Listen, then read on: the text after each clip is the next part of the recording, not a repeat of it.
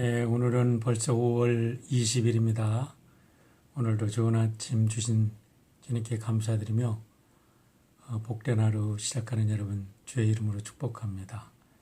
오늘 찬송가 212장 함께 부르고 오늘 말씀 묵상합니다.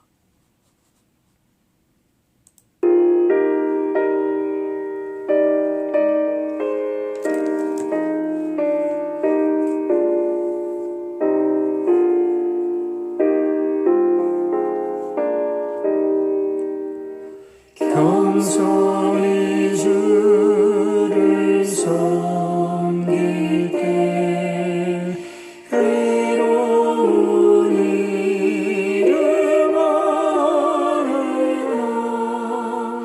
구주여 나에게 힘주사 잘 감당하게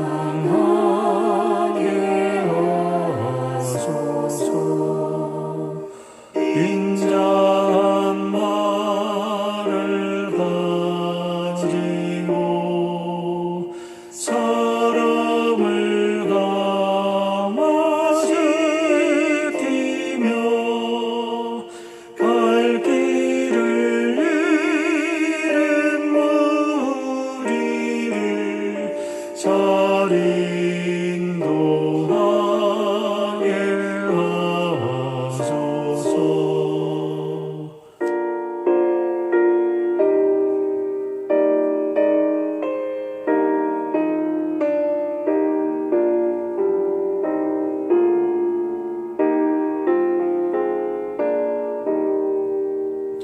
구주의 귀한 인내를 깨달아 알게 하시고 굳건한 믿음 주셔서 늘 승리하게 하소서. 장래의 영광 비추사 소망이 되게 하시며 구주와 함께 살면서 참 평강 얻게 하소서.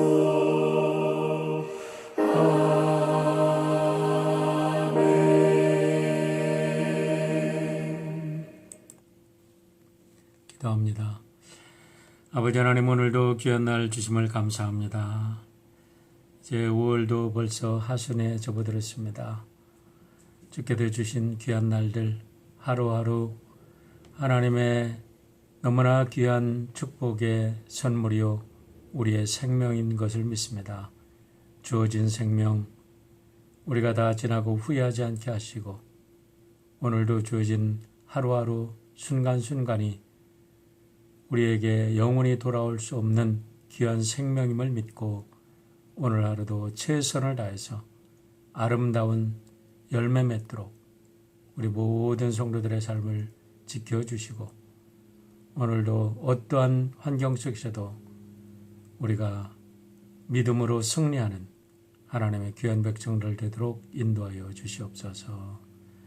아픔을 당한 형제자매들 위로하시고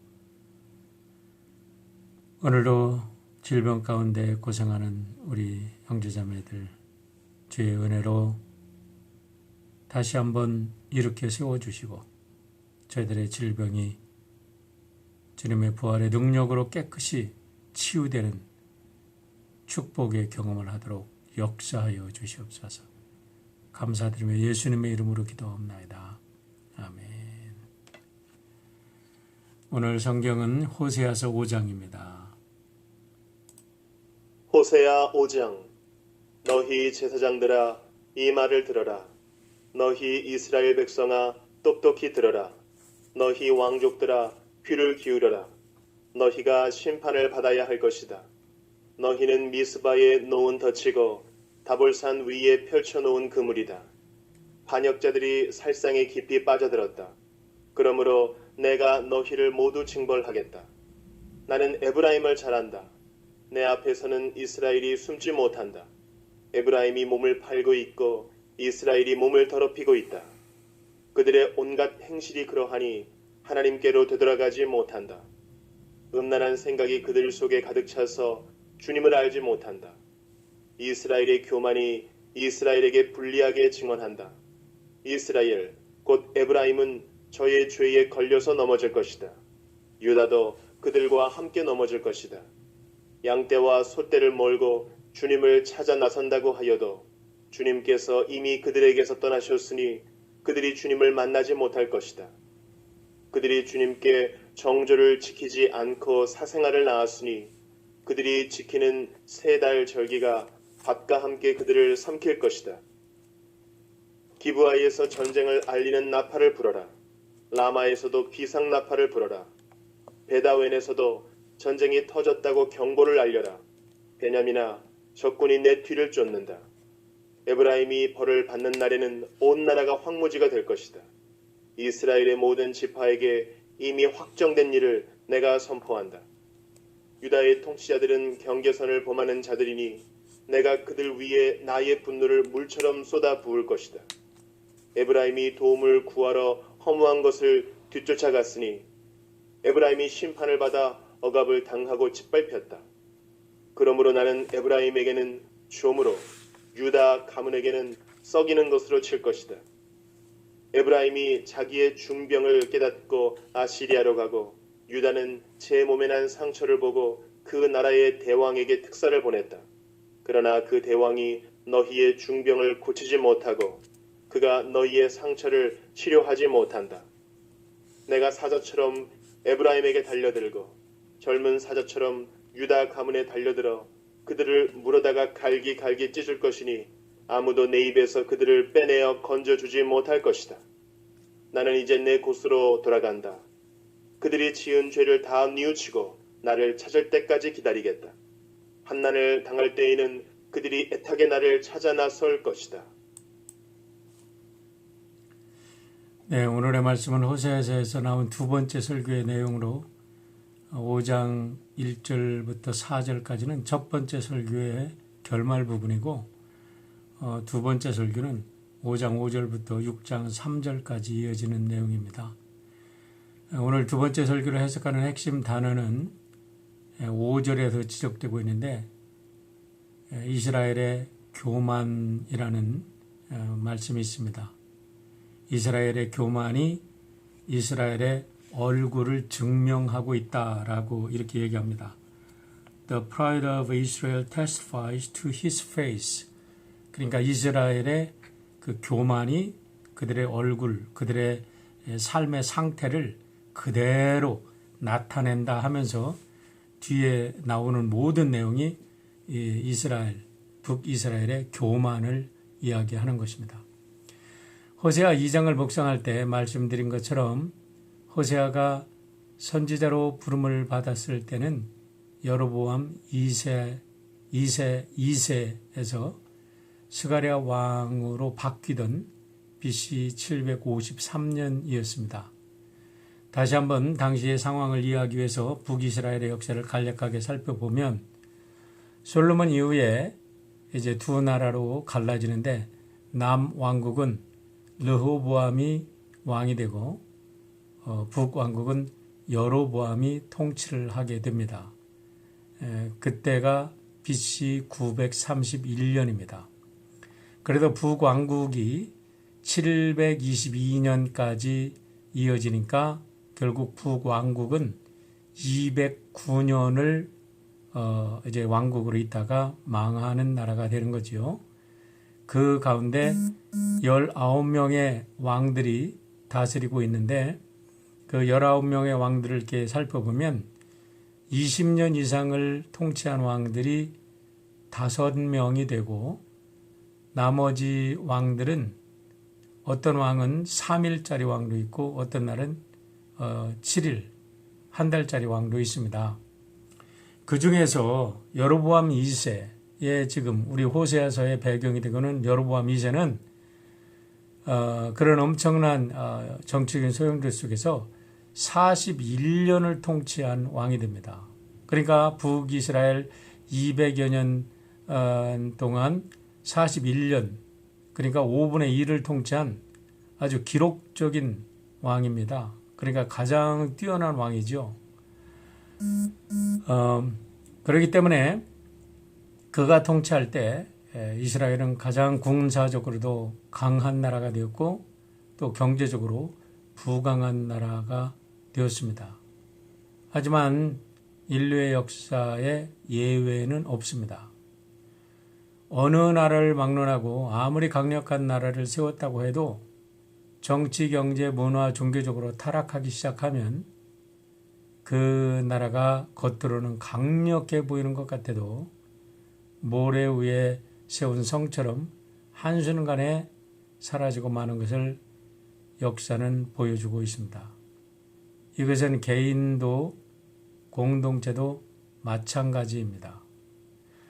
이런 면에서 북이스라엘은 호세아가 등장할 때 지도자들이나 국민들은 여로보암 2세 때 이루어놓은 경제적인 부흥을 기초로 해서 소위 오늘날의 말로 물질 만능주의에 빠져가지고 하나님 신앙을 던져버리고 지도자들은 권력 다툼에 눈이 멀고 백성들은 사치풍조에 빠져서 타락의 깊은 수렁으로 빠져들고 있었을 때임을 오늘 성경은 생생하게 우리에게 보여주고 있는 것입니다. 1절부터 4절의 말씀은 사장의 첫 설교의 결말 부분으로 이스라엘의 타락의 근원이 제사장들과 왕족들, 즉 정치적 지도자들의 신앙적 타락에서 시작되었다고 고발을 하고 있습니다. 모든 타락은 지도자들에게서 시작이 됩니다. 지도자들이 타락하면 공동체가 타락하고 한 나라가 망하게 되어 있습니다. 4절 하반절 말씀을 보시길 바랍니다. 음란한 생각이 그들 속에 가득 차도 주님을 알지 못한다, 그렇게 이야기합니다. 그들이 누굽니까? 바로 지도자들입니다. 지도자들이 권력의 맛에 취해가지고 물질의 맛에 취해가지고 하나님을 우습게 여깁니다. 하나님의 법을 떠나버렸습니다. 자기들이 가진 권력이 천만년 갈 것으로 착각하고 권력에 취해 있는 것입니다. 여기서 음란한 생각이 무엇일까요? 단순히 육체적인 음란을 말하는 게 아니라 지금 말씀드린 권력과 물질에 대한 탐욕의 맛입니다. 정의와 공의는 사라져버리고 사회적인 책임을 잃어버린 지도자들의 타락을 풍자한 말씀입니다. 이제 본론으로 들어갑니다.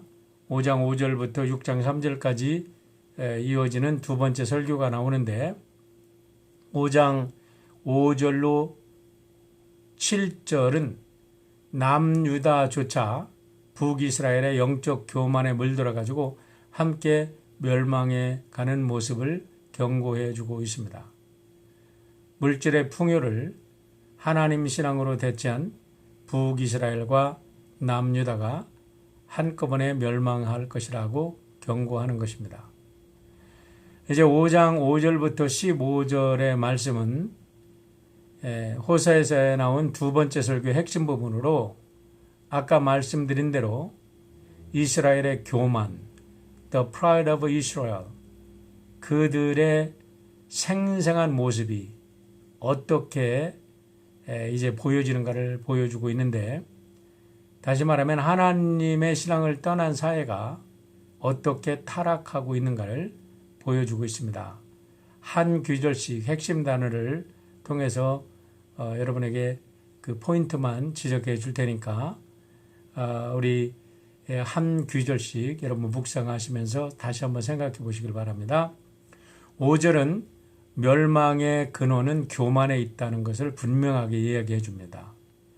6절에 보면 그들이 가끔 이제 예배를 드리러 나옵니다. 화려하게 큰 양떼를 몰고 소떼를 몰고 하나님을 찾아와서 뭐 거창한 예배를 드리지만 실상은 하나님은 그들의 예배를 받지 않습니다. 왜냐하면 참된 예배가 아니라 그들이 시우를 하는 거죠. 우리 이사야에서 똑같은 얘기를 하고 있습니다. 예배를 드린다고 하지만 자신들의 복만을 구하고 자신들의 자식의 축복만을 간구하는 그런 기복적인 타락한 신앙, 자기들의 욕망을 채우기 위한 예배는 이미 예배가 아니기 때문에 그 제물은 제물이 되지 못한다는 겁니다. 7절은 영적인 사생자를 낳았다고 이야기를 하는데 그들이 하나님을 올바로 섬긴 게 아니라 자신들의 제물을 가지고 결국은 자신들의 우상을 섬기는 거죠. 하나님을 찾지만은 그들의 마음속에는 현실의 안일과 축복만을 구하는 바알신과 아세라의 그 성적인 우상이 들어있는 것을 풍자한 이야기입니다. 8절은 결론적으로 그들이 결국 이제 망하게 되고 전쟁에 휘말리게 된다는 겁니다. 왜 그럴까요? 하나님이 그들의 예배를 받지 않으시고 하나님이 그들의 예배를 받지 않으신다는 것은 하나님께서 그 나라를 더 이상은 보호해 주시지 않는다는 것을 뜻하는 것입니다. 9절은 결국 한때 물질적으로 그렇게 풍요를 누리던 북이스라엘이 한순간에 온데간데 없이 사라지고 황무지로 변하게 될 것을 이야기를 합니다. 그렇습니다. 하나님께도 축복하지 않는 인간의 풍요는요, 한 시대도 가지 않습니다. 아버지의 풍요를 자식들이 제대로 이어받고 누리는 적이 없어요. 하나님의 신앙 위에 서서 하나님의 법을 온전히 순종하지 못하는 가족들은 결국 한 시대를 못 갑니다. 10절을 보세요. 지도자들이 타락해서 남의 소유를 빼앗아서 지게표를 마음대로 막 옮깁니다. 경계선을 마음대로 옮기는 거예요. 오늘날 보세요. 권력을 가진 자들이 얼마나 속이고 착취합니까? 불법을 마구 저지르면서 재산을 증식합니다. 남의 것을 빼앗아서 자기 것으로 자기 소유로 삼습니다. 이런 것을 지금 지게표로 옮긴다. 그렇게 이야기를 하는 겁니다. 땅 문서를 뺏는 거지요. 11절에 가면 이미 기울어져 가는 나라를 구해보겠다고 이제 강대국에 손을 벌려보지만 이미 때는 늦어버리고 말았습니다. 기울어진 대로 기울어진 나라 다시 이제 세울 수가 없는 거죠. 12절에 보면 하나님께서 그냥 버려둔 사회는 조미 먹어가듯이 이렇게 점점 썩어갑니다. 서서히 썩어갑니다. 그런데 사람들은 깨닫지 못합니다. 많은 것을 쌓아놓았다고 생각을 합니다. 그들이 아주 은행 어카운트를 많이 만들어 놨으니까 부자처럼 나는 먹을 것을 충분히 쌓아놨으니까 나는 이제 영원히 평안히 살 거야. 하지만 그 속에 모든 것이 그들의 보물은 다 조미 먹어가고 부패해 가서 더 이상 이제 쓸모가 없어지는데 안타깝게도 물질에 눈이 어두워진 백성들, 지도자들은 그것을 깨닫지 못한다는 것이죠. 13절로 14절에는 남북 왕국이 깊은 종교적 도덕적 병에 걸려서 죽어가면서도 그것을 정치적으로는 해결해 보려고 애를 쓰지만 결국은 영적으로는 저들이 갱신을 해보려고 하지 않아요. 그렇기 때문에 결국 아수르와 바벨론에 의해서 완전히 멸망할 것이라고 경고합니다. 마지막 15절은 남한국과 북한국의 죄악을 철저하게 하나님께서 이제 심판을 하시고 물으신 다음에 하나님은 하나님의 자리로 돌아가십니다. 그리고 나서 그들이 이제 자기들의 죄악이 무엇인지를 깨닫고 하나님께 돌아올 때 하나님께서 다시 그들을 이제 맞아주시겠다고, 그렇게 죄악을 저지른 인간들이지만 다시 맞아주시겠다고 이제 여운을 남기고 오늘 말씀이 끝나고 있습니다. 오늘 말씀을 다시 한번 정리해 보겠습니다.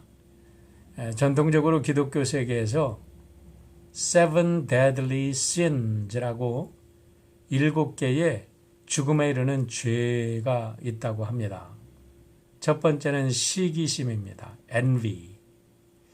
비정상적인 탐욕을 말하는 겁니다. 이웃이나 친구, 다른 사람들에 대한 질투심을 말하는 건데, 구약에서는 가인의 질투심, 사울의 다윗에 대한 질투심, 신약에서는 아나니아와 삽비라의 질투심, 이런 질투와 시기심을 말하는 거죠. 결국 이런 시기심을 마음속에 품으면 죽게 된다는 것이죠. 두 번째의 7번 죽음에 이르는 7가지 죄 중에 하나는 분노입니다. 극도의 화를 참지 못하고 폭발하는 겁니다. 거기에도 복수심이 생깁니다. 참을성이 없게 됩니다. 자기 마음을 컨트롤하지 못하고 술을 마시고 마약을 들어붙고 때로는 사람을 죽이고 자기도 죽습니다. 이 분노. 세 번째는 나태를 Seven Deadly Sin, 7가지 죽음에 이르는 죄 중에 하나로 봅니다. 영적인 일, 가치 있는 일, 하나님 앞에서 책임져야 될 거룩한 일들을 무관심하게 생각하는 겁니다. 여러분, 물질적인 풍요가 우리들에게 다가올 때 경계해야 될 것이 있습니다. 영적인 나태함입니다. 예배를 못 드려 이렇게 편한데, 어이구, 코로나 바이러스가 오니까 집에서 이렇게 잠깐 이렇게 예배 드리고, 이렇게 텔레비 보고, 이렇게 저러니까 참 좋네.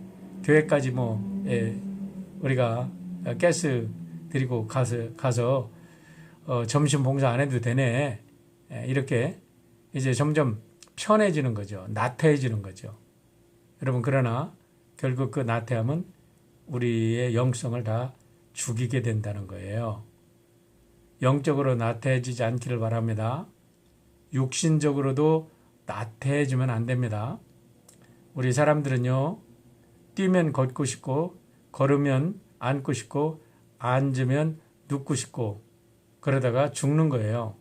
나태하면 죽습니다. 절대로 나태해지지 않기를 바랍니다. 네 번째의 죄는 탐욕입니다. greed라고 얘기를 하는데, 이거는 정욕, lust나 탐식, gluttony와 같이 비슷한 건데, 주로 물질에 대한 탐욕을 나타냅니다. 중세시대의 교부 토마스 아퀴나스는 영원한 하나님에 대한 것을 추구하지 않고 현실의 것에 너무 욕심을 부리는 죄라고 정의를 합니다. 그래요. 영적인 가치를 우습게 여기고 현실적으로 돈의 파워가 있는 게 얼마나 대단합니까? 돈이 있으면 편리하죠. 돈이 있으면 굉장한 파워를 나타내죠. 그러나 영적인 가치를 무시하고 이런 물질적인 탐욕만을 추구하다가는 결국은 죽는다는 걸 이야기합니다. 다섯 번째 재미있는 것은 탐식입니다. 필요한 것보다 더 많은 것을 소비하면서 음식을 마구 먹어댑니다. 그러니까 탐식은 음식을 먹는다는 표현에서 자기 배만 채우려고 하는 거죠. 이 탐식, 글러트니, 이게 우리를 죽이는 7가지 죄 중에 하나입니다. 여섯 번째는 정욕입니다. lust라고 얘기하는데, 무절제한 성욕뿐만 아니라 권력이나 명예나 인기나 어떤 물건에 대한 집착, 애착, 너무나 뭐에 하나 붙들리는 거예요. 그런 애착에 한번 붙들리면 통제를 하지 못하고 그것을 끝까지 손에 넣어야 성의 그 자기 마음에 이렇게 차는 사람들이 있습니다. 이런 것이 정욕이라고 이야기를 합니다. lust. 이런 죄에 빠지면 결국 죽게 된다는 거죠. 그런데 오늘의 주제인 교만, 마지막, 이 교만이 가장 심각한 죄인데, 그래도 신학자들이 이 교만을 원죄로 인정하는 신학자들도 많이 있습니다. 지난번에 도덕적 인간, 비도덕적 사회라고 Moral Man and Immoral Society라는 책을 쓴 라이놀드 니버 교수에 대해서 잠깐 말씀드린 적이 있는데 이 라이놀드 니버는 교만을 네 가지로 나눕니다. 첫 번째는 권력에 대한 교만이에요. pride to power. 이 권력을 가지려고 하는 교만. 그리고 지적인 교만. intellectual pride. 그리고 도덕적 교만. moral pride. 그리고 네 번째는 spiritual pride입니다. 영적인 교만. 그러니까 권력을 가졌어요. 그러니까 누가 나를 함부로 까불어 내가 이런 권력을 가졌는데 지적인 교만입니다. 내가 뭐 세상적인 거는 다 몰라도 나같이 똑똑한 사람이 어디 있어? 나같이 열심히 공부하고 나같이 잘 아는 사람이 어디 있어? 하고 남을 아주 공부 못했다고 록다운하고 가방끈이 짧다고 하고 이렇게 사람들을 자기도 모르게 무시를 합니다. 도덕적 교만. 또 어떤 사람들은 나같이 착한 사람이 어디 있어? 나같이 정직해봐. 이렇게 하면서 하나님 앞에서 사람 앞에서 교만을 떱니다. 그런데 더 무서운 이 교만이 뭐냐면 영적인 교만이라는 거죠.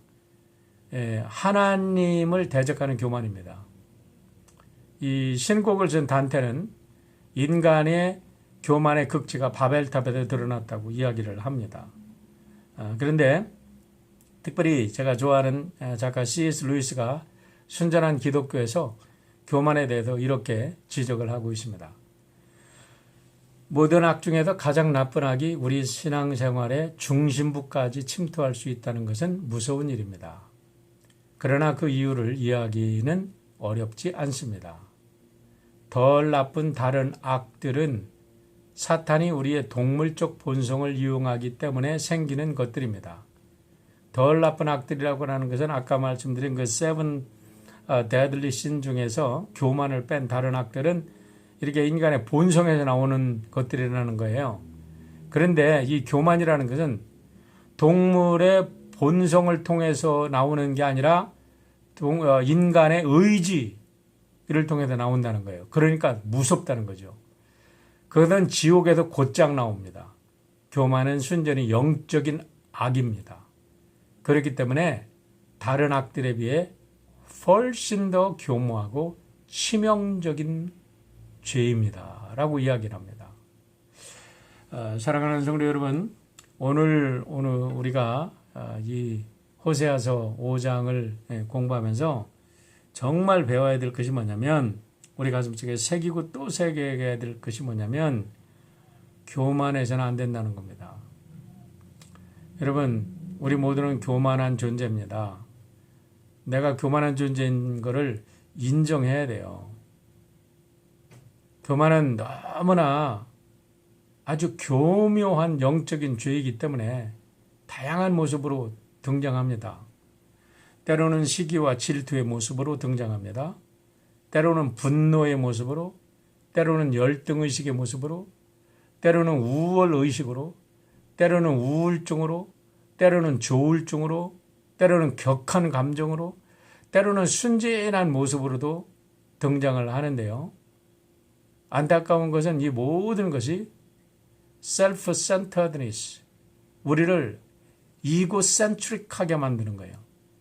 나 중심적인 인간으로 만드는 거예요. 그래도 교만해지는 거예요. 참된 하나님의 자녀들이 이 교만을 극복할 수 있는 유일한 길은요, 자기 자신을 쳐서 바울 사도처럼 그리스도의 도에 복종시켜야 합니다. 철저하게 자기 자신을 십자가에 못 박아 죽여야지만 이 교만에서 우리는 자유할 수 있습니다. 나를 바라보지 않고 어떤 상황 속에서도 주님을 바라보는 훈련을 계속할 때 우리는 교만의 제약에서 자유함을 얻고 하나님께 영광 돌릴 수 있는 참된 참 그리스도인 참 하나님의 백성들이 될 줄 믿습니다. 오늘도 우리를 교묘한 세력으로 사로잡아오는 모든 교만으로부터 자유해서 참으로 행복한 여러분 모두가 되시기를 주의 이름으로 축원합니다. 기도하겠습니다. 아버지 하나님, 하나님 앞에서 있는 그대로 나를 아버지의 아들과 딸로 인정해 주시는 그 아버지의 큰 사랑을 깨닫고 우리 모두를 하나님의 아들, 딸로 받아주신 그 하나님의 큰 사랑 우리 잊지 말고 남 앞에서 교만 떨지 않게 하시고 우리 모두 예수님 모습 닮아가게 하시고 예수님의 장성한 분량이 우리 안에 이루어지게 도와주셔서 우리의 가정에서 우리 교회에서 그리고 이 사회가 하나님의 나라가 이루어지도록 축복하여 주시옵소서. 예수님의 이름으로 기도합니다. 아멘. 좋은 하루 되시길 바랍니다.